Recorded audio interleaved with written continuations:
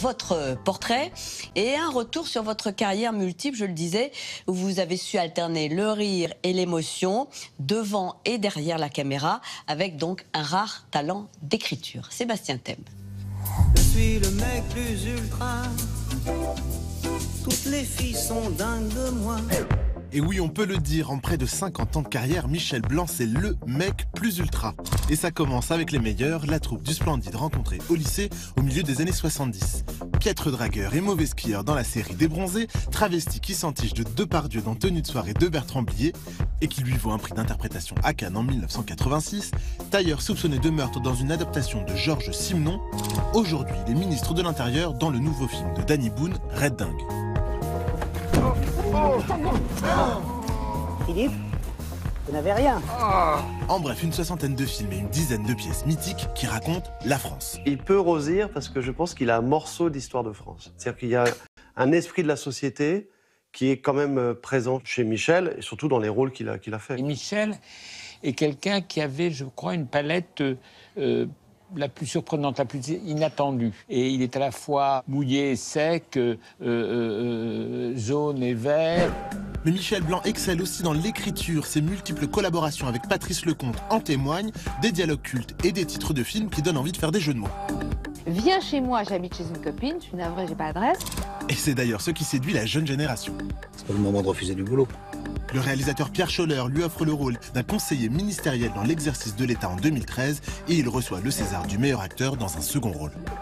Surtout, ce que j'ai senti chez Michel, c'est une espèce d'amour des mots et un sens des mots. Je me souviens très bien d'une journée de tournage où on avait la mise en place de la scène ne prenait pas. Et je lui ai dit, écoutez, très bien, allez-y, essayez de trouver quelque chose à vous deux. Et ils se sont mis tous les deux à recomposer l'écriture de la scène en quasiment découpant les répliques, en les replaçant, etc. Et la réappropriation s'est faite comme ça. Ça ne passera pas, on va perdre et ça va se voir. Cette réforme peut être une chance unique. Outre vos qualités, vous aurez la majorité avec vous. Qu'il fasse les Bronzés ou l'exercice de l'État, c'est exactement la même chose. C'est pareil. C'est le même travail d'acteur. C'est aussi difficile l'un que l'autre. L'ancien de la troupe des Robins des Bois, Jean-Paul Rouve, lui propose en 2014 un rôle dans son film Les Souvenirs, adapté du roman de David Fuenquinos. On est du même pays, un peu. Et c'est vrai que c'était simple. Après, j'avais les jetons quand j'ai envoyé le scénario. Parce que Michel, c'est un acteur, mais c'est aussi un réalisateur. Et c'est surtout un scénariste. Et c'est encore plus un dialoguiste. Voilà, il a toutes ces casquettes-là. Et dialoguiste, c'est quand même, chez lui, c'est quand même très très haut. Mais son travail de réalisateur est également remarqué. 4 films et un prix du scénario à Cannes en 1994 pour Grosse Fatigue, où Michel Blanc joue Michel Blanc et son sosie menaçant. Sous un côté extrêmement tranquille, en vérité, c'est quelqu'un de subversif. C'est quelqu'un qui étonne, c'est quelqu'un qui a toujours une poudrière en lui et qui tout d'un coup a une surprise, ça peut éclater et déraper. Enfin, Jean-Paul Rouve a une révélation à nous faire. Je suis tellement heureux que tu reviennes à la réalisation. Voilà. Michel Blanc, tu vas refaire un film en tant que réal. C'est un grand bonheur pour tout le monde. C'est un grand bonheur pour la France. C'est un grand bonheur pour nous. Vous allez donc faire un film. Oui, il va jouer dedans d'ailleurs. Ah, donc il est en préparation, il est écrit. Il est écrit. Ce sera une comédie. Ça sera une comédie. J'ai fait ce que les Américains appellent un spin-off d'Embrasser qui vous voudrez. Donc j'ai repris certains... C'est votre dernier film comme réalisateur. Oui, il y a 15 ans que j'avais fait ça, donc j'ai intérêt à accélérer, sinon le prochain j'aurai 80 ans. Bon, on fait des films formidables à 80 ans, regardez, Woody Allen et les autres.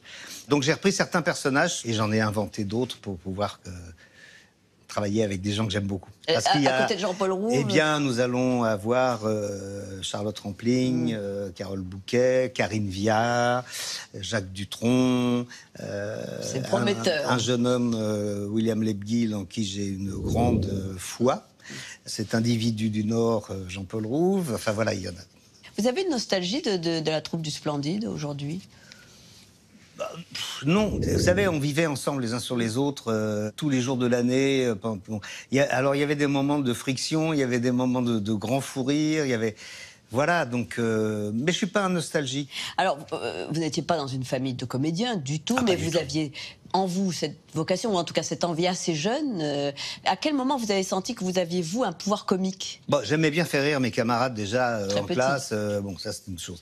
Et un jour, le prof de français qui nous faisait jouer les pièces qu'on étudiait nous a demandé qui est-ce qui veut venir jouer la scène.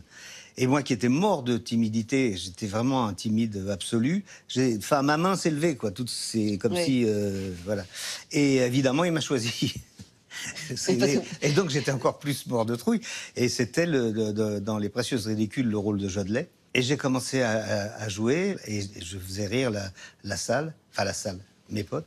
Et je me suis dit, mais finalement, il faut que je fasse ce métier-là parce que c'est ça la réflexion étonnante. Il n'y a que là que je me sente bien.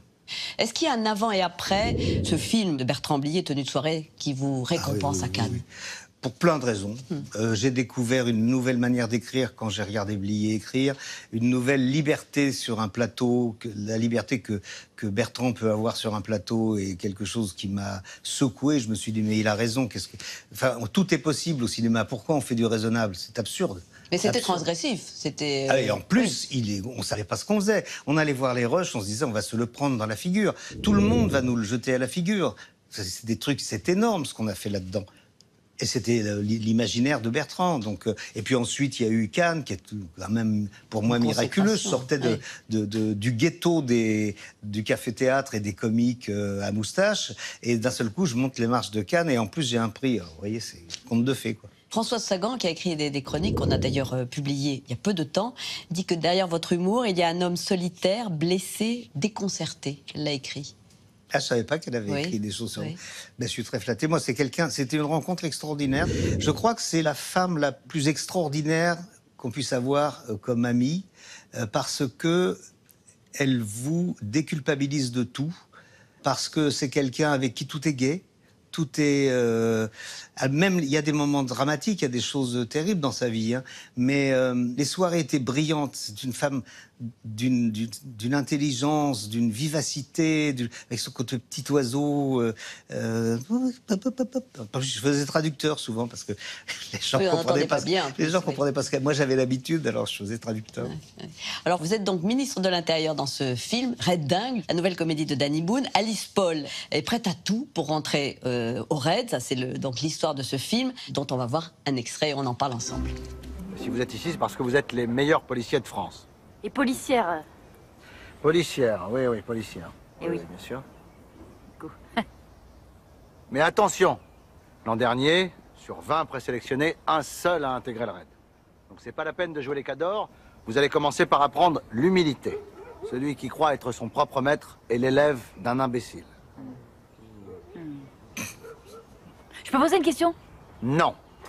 Bien, vous êtes 16. Il y a 4 lits par chambrée. Faites-moi tout de suite 4 groupes de 4, s'il vous plaît. Excuse-moi, laisse-moi passer, s'il te plaît. Non. Alors, vous êtes donc le père d'Alice Paul, vous êtes le ministre de l'Intérieur. C'est tout de même une autre famille, j'allais dire, d'acteurs autour de Danny Boone et un autre humour que celui que vous aviez manié. Comment s'est passée cette rencontre? Moi, j'avais très envie de jouer avec lui parce que c'est un autre univers, justement. Oui. Mais jouer dans ce type de comédie, je ne l'avais pas fait, ou en tout cas pas fait depuis longtemps. Et ça me tentait beaucoup. Puis Danny Boone est extrêmement, à la fois compétent, mais sympathique. Oui. Et le scénario, qu'est-ce qui vous a intéressé? Est-ce que c'est pour tourner en dérision, enfin, le Raid qui d'ailleurs apparaît sympathique aussi, à la fois macho mais courageux. Ah oui, non, ça se moque pas du tout du Raid. Ça se moque en fait d'une fille qui ne se rend pas compte de son incompétence et qui se fixe un but inatteignable en temps normal. Et le paradoxe, c'est que elle est fille du ministre de l'Intérieur, donc on se dit elle va être pistonnée. Mais je ne veux pas raconter l'histoire, c'est quand même exactement l'inverse qui se passe, quoi.